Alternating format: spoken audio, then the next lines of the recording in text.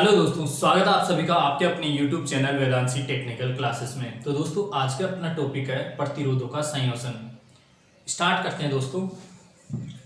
Topic का नाम है प्रतिरोधों का संयोजन।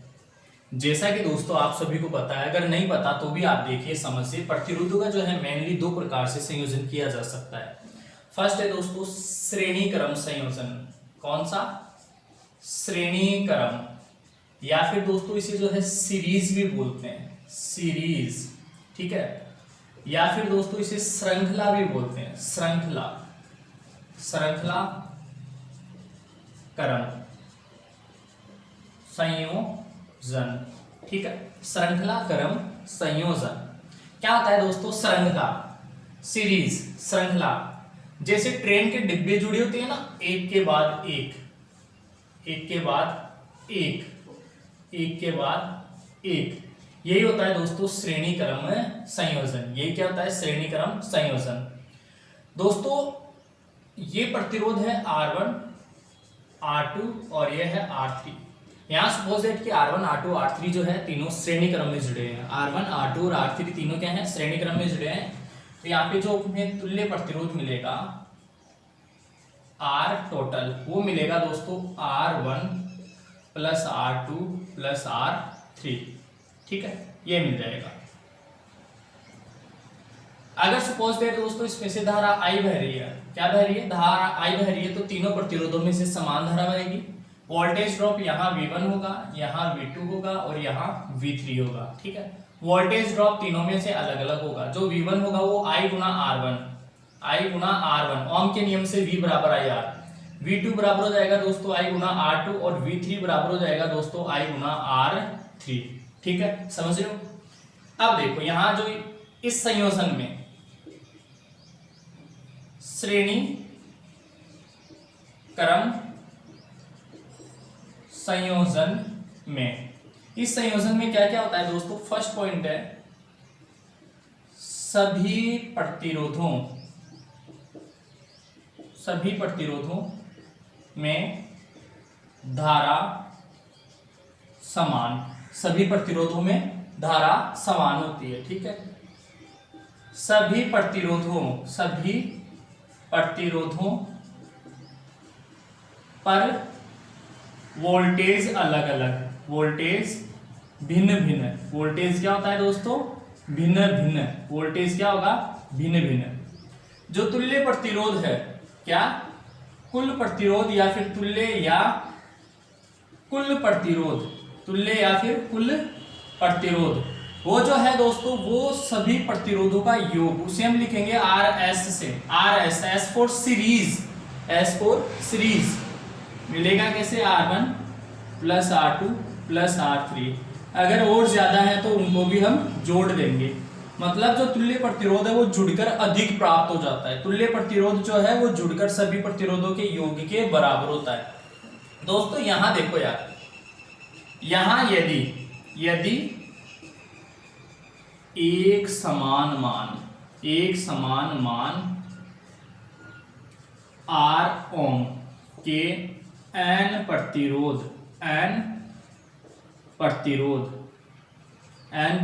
श्रेणी क्रम में जुड़े हों, तो श्रेणी क्रम में जुड़े हो तो कुल प्रतिरोध जो है, कुल प्रतिरोध RS या फिर R टोटल लिख दो, श्रेणी क्रम है ना, हो जाएगा दोस्तों N गुणा R ओम, N गुणा R ओम। अगर एक समान मान के n प्रतिरोध है तो एक समान मान के यदि श्रेणी क्रम में, कौन सा क्रम है? श्रेणी क्रम में जुड़े हैं, तो n गुणा R हो जाएगा, राइट। अब इसके बाद देखो दूसरा कनेक्शन होता है दोस्तों समांतर क्रम संयोजन। सेकंड अपने पास में समांतर, या फिर दोस्तों इसे पैरेलल भी बोलते हैं, या फिर दोस्तों इसे पार्श्व क्रम भी बोलते हैं, पार्श्व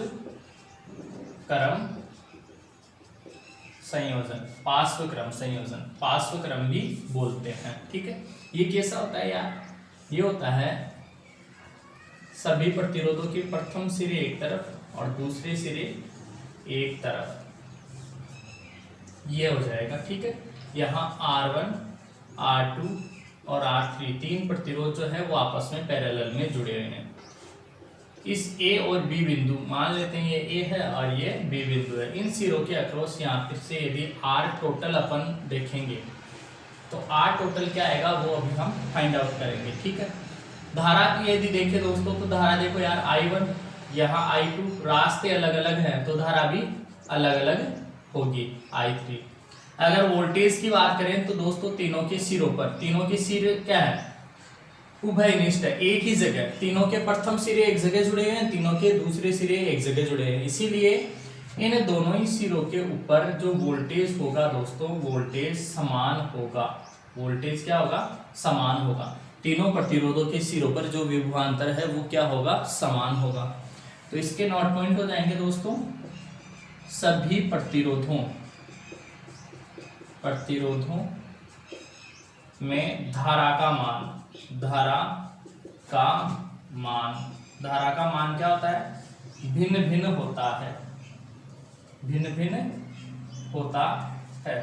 सभी प्रतिरोधों पर विभवांतर समान होता है, सभी प्रतिरोधों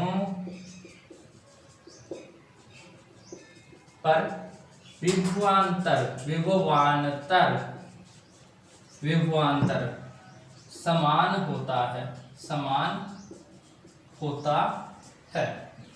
थर्ड देखो दोस्तों, यहाँ तुल्य प्रतिरोध कैसे निकालेंगे, देखो यार, तुल्य प्रतिरोध यहाँ पे क्या होता है, उल्टा सूत्र प्राप्त होता है, हमें उल्टा 1/RP।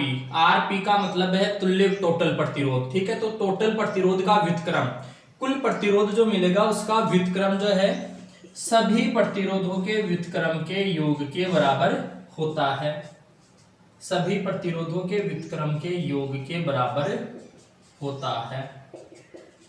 ठीक है, ये होता है तुल्य, मतलब उल्टा सूत्र प्राप्त होता है दोस्तों, इसमें ऐसे याद रखना, उल्टा सूत्र प्राप्त होता है, उसको बाद में हमें उल्टा करना होता है। जब कभी क्वेश्चन आएगा तो वहां पे हमें यह उल्टा फॉर्मूला लगाना होता है। ठीक है, इसको सिंप्लीफाई करेंगे, लास्ट में इसको क्या करते हैं, हम उल्टा कर देते हैं। ठीक है, तब जाके आंसर मिलता है। अब देखो यार, ये तो जैसे एंड कितने भी जैसे बहुत सारे रेसिस्टर्स जुड़े हो, अगर मान लो ये सारे के सारे प्रतिरोध एक समान मान के हो, यदि एक समान मान R ओम के n प्रतिरोध, कितने प्रतिरोध, n प्रतिरोध समांतर में हो तो, समांतर में हो तो फिर उसके लिए हम फॉर्मूला लगाएंगे दोस्तों, डायरेक्टली RP बराबर हो जाएगा R/N,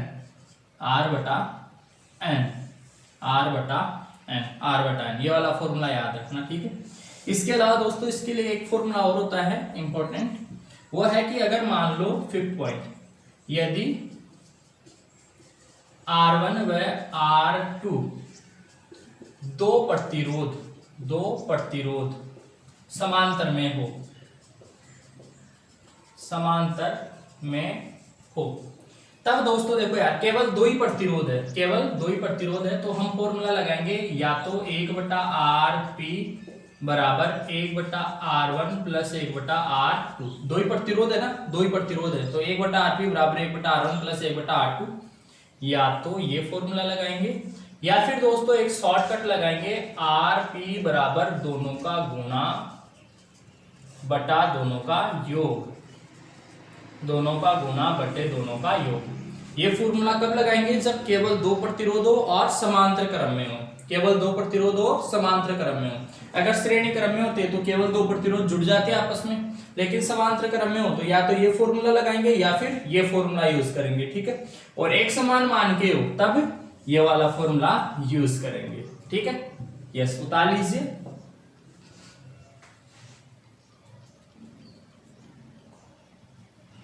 इसके बाद में दोस्तों एक और होता है जिसे हम लोग बोलते हैं मिश्रित संयोजन। थर्ड, मेनली तो दो ही होते हैं, श्रेणी तथा समांतर, लेकिन एक थर्ड भी होता है मिश्रित संयोजन। मिश्रित का मतलब है यार दोस्तों जिसके अंदर श्रेणी तथा समांतर दोनों संयोजन हो, दोनों संयोजन हो, जिसमें श्रेणी तथा समांतर दोनों संयोजन हो, उसी को क्या कह देंगे, मिश्रित संयोजन कह देंगे। फॉर एग्जांपल जैसे एक सर्किट गिवन है,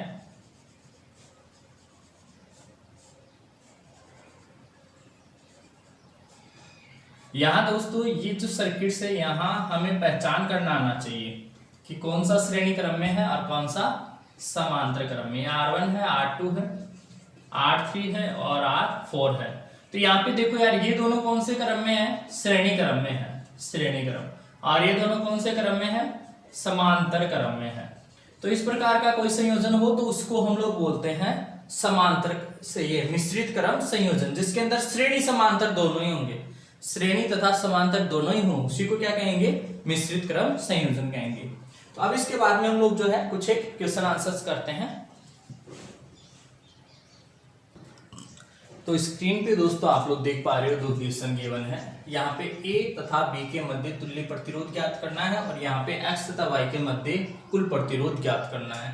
तुल्य प्रतिरोध ज्ञात करो या फिर कुल प्रतिरोध ज्ञात करो, बात जो है वो बराबर है, ठीक है। यहाँ पे देखो यार, तीनों जो प्रतिरोध है वो कौन से क्रम में है, श्रेणी क्रम में है। कौन से क्रम में है, श्रेणी में है, श्रेणी में।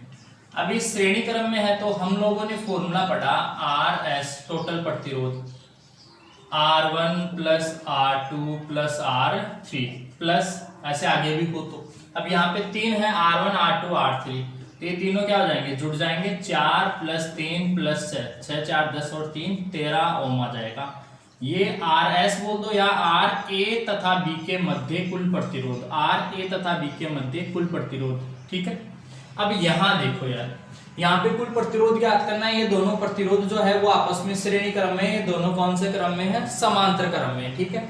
ये दोनों श्रेणी क्रम में है दोस्तों, तो यहाँ पे जो है R डेस मान लेते हैं हम लोग। ये दोनों श्रेणी क्रम में है तो 4 प्लस 4 जुड़ जाएंगे, कितना हो जाएगा दोस्तों, 8 ओम, ठीक है।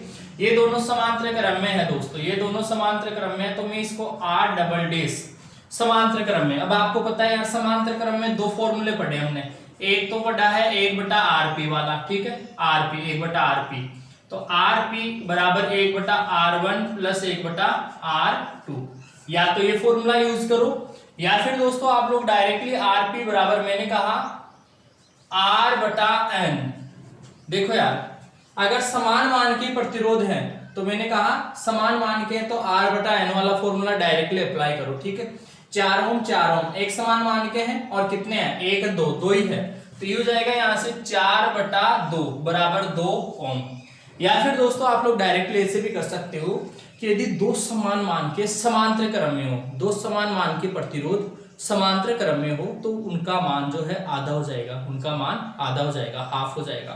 श्रेणी क्रम में तो जुड़ता ही है यार, ठीक है। समांतर क्रम में अगर समान मान के हैं तो आधा हो जाएगा। जैसे 4 4 है तो 2 जाएगा, 6 और 6 होता तो 3 हो जाता, 9 और 9 होता तो 4.5 हो जाता। समझ रहे हो बात को, ठीक है। अगर इस फॉर्मूले से करोगे दोस्तों तो भी आंसर तो वही आना है, ठीक है। यहां से देखो यार, 1/RP आप करोगे इन दोनों के लिए तो क्या हो जाएगा, 1/4 प्लस 1/4, एलसीएम आएगा 4, 1 प्लस 1 क्या गया, 2/4, उल्टा करोगे 2/4, ये 1/RP आया, इसको उल्टा करोगे तो ये जाएगा 4/2, फिर से 2 ही ओम आएगा, ठीक है। तो मेथड ये लगा दो या फिर मेथड ये लगा दो, आंसर आएगा आपके सेम, ठीक है। यानी कि ये 4 4 8 आ गया और ये कितना आ गया, 2 ओम आ गया। ये कितना आ गया, 4 4 8 और ये कितना आ गया, 2। अब ये देखो यार, ये 4 और ये 2, ये 4 ये 8, 4 और 4 कितना हो गया, 8 8 और ये 2, 8 और ये 2, ये दोनों आपस में क्या है, श्रेणी क्रम में। तो R X Y, X तथा Y के मध्य तुल्य प्रतिरोध हो जाएगा ये 8 ओम प्लस ये 2 ओम, 8 प्लस 2 बराबर 10 ओम, राइट, यस, बता लीजिए।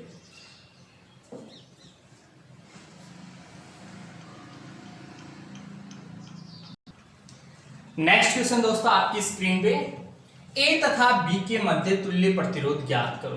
A तथा B के मध्य तुल्य प्रतिरोध ज्ञात करो। यार देखो, A कहाँ है, ये रहा, A यहाँ है, और B कहाँ है, ये रहा। इन दोनों के मध्य में तुल्य प्रतिरोध ज्ञात करना है, मतलब इन दोनों के मध्य आना चाहिए कुल प्रतिरोध। अब देखो यार, इन दोनों के कॉरेस्पॉन्डिंग, इन दोनों के संगत यदि हम दोनों इन दोनों पॉइंट के संगत यदि हम इस सर्किट को देखें तो ये दोनों आपस में श्रेणी क्रम में हो जाएंगे, ये दोनों आपस में श्रेणी क्रम में हो जाएंगे। जब ये दोनों श्रेणी के क्रम में हो जाएंगे तो इन दोनों का योग हो जाएगा 12 ओम। इन दोनों का योग श्रेणी क्रम में क्या होता है, जुड़ जाता है, ठीक है। तो ये दोनों हो जाएंगे 12 ओम। तो इसका जो परिणामी प्रतिरोध, इसका जो परिणामी परिपथ है, इसका जो सिंप्लीफाइड सर्किट है वो जाएगा ऐसे, ये 6 और 6 कितना हो जाएगा, 12 हो जाएगा ना दोस्तों। ये हो गया 12 ओम, ठीक है। और ये वाला 12 ओम है, ये वाला 12 ओम है, ठीक है। अब यहाँ ए है और यहाँ बी है, यहाँ ए है और यहाँ बी है, ठीक है। अब ए और बी, अब ये देखो यार, ए और बी के मध्य यदि हम देखें तो 12 और 12 दोनों कौन से क्रम में है, समांतर क्रम में। दोनों किस कनेक्शन में है, समांतर क्रम में। तो आर ए बी, और मैंने अभी बताया कि दोनों जब समान मान के हो, जब दोनों समान मान के हो तो परिणामी प्रतिरोध कितना आएगा, आधा हो जाएगा, ठीक है। या फिर R बटा N वाले सूत्र से कर लो, R बटा N समान मान के ना, समान मान के तो R बटा N वाले से करो, ठीक है। मान कितना है 12 और कितने हैं 1 और 2, दो ही तो जुड़े हुए हैं, तो कितना हो जाएगा 6 ओम, इसका आंसर आ जाएगा, ठीक है। उतार लीजिए दोस्तों। इसके बाद में नेक्स्ट क्वेश्चन देखिए दोस्तों, काफी अच्छा क्वेश्चन है। 12 ओम प्रतिरोध वाले चालक तार को एक वर्त का रूप दिया गया है। कैसा वर्त का रूप, वर्त के व्यास के सिरों पर, व्यास के सिरों पर कुल प्रतिरोध ज्ञात करो। वर्त के व्यास के सिरों पर देखो यार, टोटल प्रतिरोध कितना है 12 ओम। इसे हमने एक वर्त बनाया, क्या बनाया, एक वर्त बनाया। अब आप खुद ही सोचो यार, जब हम इसको वर्त बनाएंगे तो क्या होगा, अगर व्यास के सिरे यहाँ होंगे, बिल्कुल व्यास यहाँ होगा, तो व्यास के सिरों के कॉरेस्पॉन्डिंग देखिए तो आधा प्रतिरोध इधर डिवाइड हो जाएगा और आधा प्रतिरोध जो है वो इधर डिवाइड हो जाएगा। होगा कि नहीं होगा, 6 ओम इधर और 6 ओम इधर हो जाएगा, होगा कि नहीं होगा, होगा ना। और ये वर्त बनाया, एक 12 ओम का एक चालक तार था, इसका क्या बना दिया हमने, वर्त बना दिया। वर्त बना दिया तो 6 इधर बचेगा, 6 इधर बचेगा, मतलब ये टोटल 6 और ये टोटल 6, ठीक है।